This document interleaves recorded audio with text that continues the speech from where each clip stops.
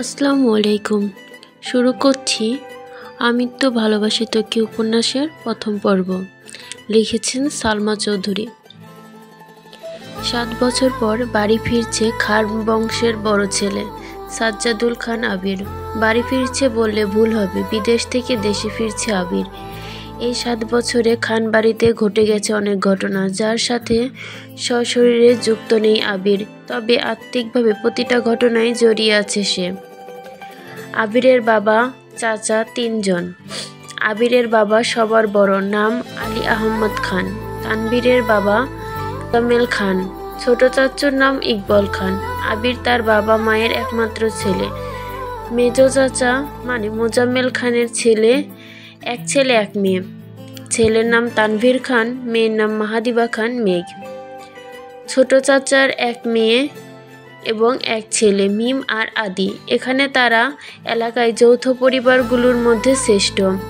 বাড়ির সকলেই প্রাণ যেন এক সুতোয় বাঁধা। 5 ভাই বোনের মধ্যে আবির সকলের বড় এবং চোখের মণি। আবিরের জন্মের পর তার বাবা মা দ্বিতীয় সন্তান নেওয়ার চেষ্টা করেনি। এইচএসসি পর্যন্ত সে বাড়িতে ছিল সবার নয়নের মণি। আবিরের চাঞ্চল্য মেনে নিতে খানবাড়ি। আচমকা যেন পরিবেশটা উল্টে গিয়েছিল। 18 বছর বয়সে আবিরের হঠাৎ করে স্কলারশিপে বিদেশে পড়তে যাওয়ায় বাড়ির সকলের সাথে শারীরিকভাবে কেমন দূরত্ব বেড়েছিল, তেমনই দূরত্ব বেড়েছিল মানসিকতায়। 7 বছরের পূর্বের আবিরের সাথে বর্তমান আবিরের আকাশ পাতাল পার্থক্য। দেখেও যেন চেনার উপায় নেই। 6 ফুট লম্বা ছেলেটার গায়ের রং শ্যামলা, গলা ভর্তি চাপদাড়ি, চুলের স্টাইল কোনো নায়কের থেকে কম নয়। তার ফ্যাশন, তার লুক, যে কোনো মেয়ে এক দেখাতেই প্রেমে পড়তে বাধ্য। প্লেনে বসে আবির অবলীলায় ভেবে যাচ্ছে অতীতে ফেলে আসা স্মৃতিগুলো। সেই চাঞ্চল্যকর মুহূর্তগুলো এখন শুধুই স্মৃতির পাতায়। মাকে রেখে এসেছে সেই জীবনের প্রথম দিকে, যখন তার বয়স ছিল 18। সেই বয়সেই মাই ছিল তার একমাত্র বন্ধু। আজ সে 24 বছরের যুবক। এতগুলো বছরে একটা দিনও বাদ যায়নি যে সে তার মার সাথে ফোনে কথা বলেনি।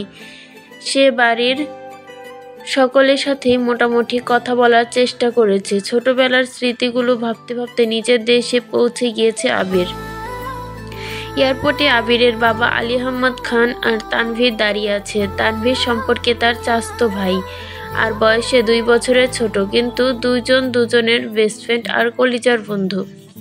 তানভীর আবিরকে দেখেই দৌড়ে এসে জড়িয়ে ধরল। এই 7 বছরে একবারের জন্যও বাড়ি ফেরেনি আবির, তবে প্রতিনিয়ত কথা হয় আবির তানভীরের। আবির তার আব্বুকে সালাম করে জড়িয়ে ধরে। তারপর বাড়ি ফিরে 3 জন। বাড়িতে যেন হইচই রই ব্যাপার হবে নাই বা কেন। বাড়ির বড় ছেলে এত বছর পর বাড়ি ফিরেছে। রান্নাঘরে বাহারি রকমের রান্না ধুম পড়েছে। মা চাচিদের হঠাৎ দরজায় আবিরকে দেখে সবার মধ্যে হইচই শুরু হয়ে গিয়েছে। আবিরের আম্মু দৌড়ে এসে জড়িয়ে ধরল ছেলেকে। আবেগপ্লুত হয়ে মাকে জড়িয়ে ধরল আবির। মমতাময়ী মাকে সেই 7 বছর আগে ছুঁয়েছিল। আজ এত বছর পর মায়ের ছোঁয়া পেল আবির। মা চাচিদের সালাম করল। সোফায় বসিয়ে ছেলেকে একের পর এক শরবত নাস্তা দিতে ব্যস্ত সবাই। এরই মধ্যে উদয় হলো মিম আর আদির। মিমের বয়স 14, তার ছোট ভাই আদির বয়স মাত্র 10 বছর। আদি এই বাড়ির সবচেয়ে ছোট। আবির যখন দেশ ছেড়েছিল তখন আদির বয়স 3 বছর মাত্র। ভিডিও কলে দেখতে দেখতেই বড় ভাইকে সে একটু একটু চেনে। দৌড়ে এসে জড়িয়ে ধরেছে ভাইকে। আবিরও জড়িয়ে ধরেছে আদিকে। মিম ও আবিরের পাশে বসেছে, খোশ গল্প করছে সবাই মিলে। আদি জিজ্ঞেস করলো, ভাইয়া আমার জন্য কি এনেছো? আবির যেই না উঠতে যাবে, মা চাচিরা উঠতে দিচ্ছে না। আগে শরবত খাবি, তারপর উঠবি। তারপর আবির তানভীরের দিকে তাকিয়ে বলল, ওই লাগেজটা নিয়ে আয় তো। তানভীর একটা লাগেজ টান দিয়ে দিতে যাবে, আবির আচমকা বসা থেকে উঠে দাঁড়িয়ে, ওইটাতে ছবি না। তানভীর সহ বাড়ির সকলেই যেন অবাক হয়ে গেল। আবির হঠাৎ ঠান্ডা মাথায় বলল, পাশের লাগেজটা নিয়ে আয়।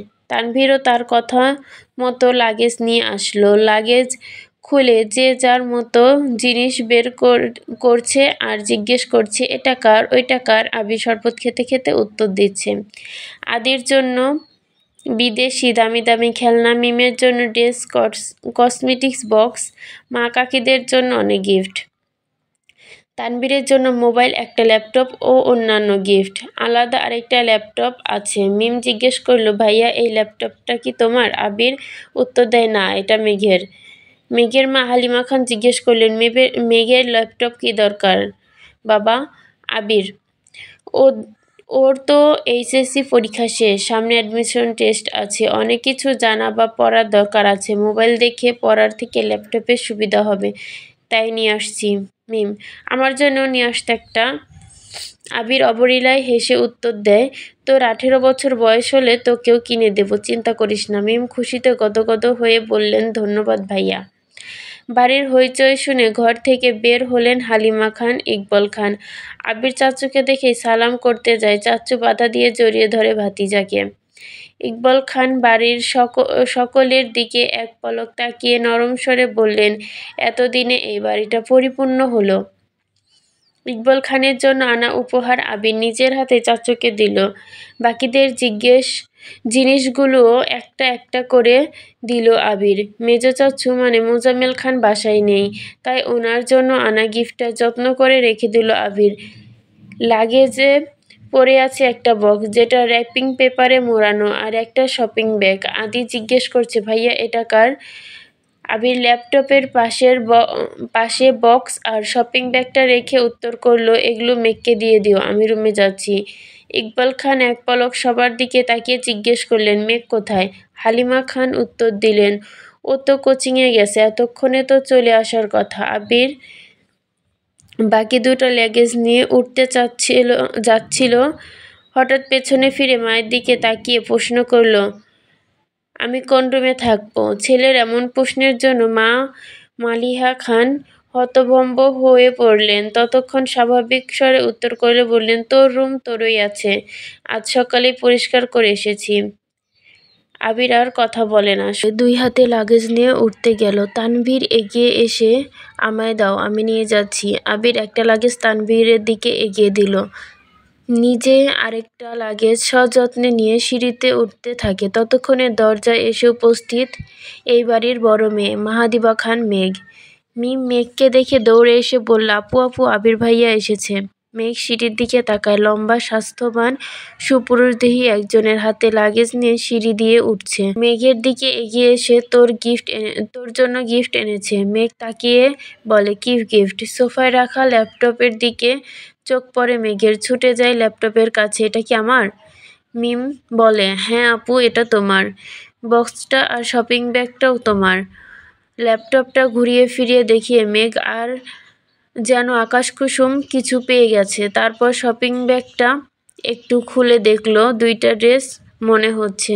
সে ল্যাপটপটা আর বক্সগুলো নিয়ে রুমের দিকে চলে যায়। এই পর্যন্ত ছিল আমি তো ভালোবাসি তোকে, লেখিকা সালমা চৌধুরী, পর্ব 1। পরবর্তী পর্বগুলো খুব দ্রুত আসবে। পরবর্তী পর্বগুলো দেখতে চ্যানেলটি সাবস্ক্রাইব করে পাশে থাকবেন।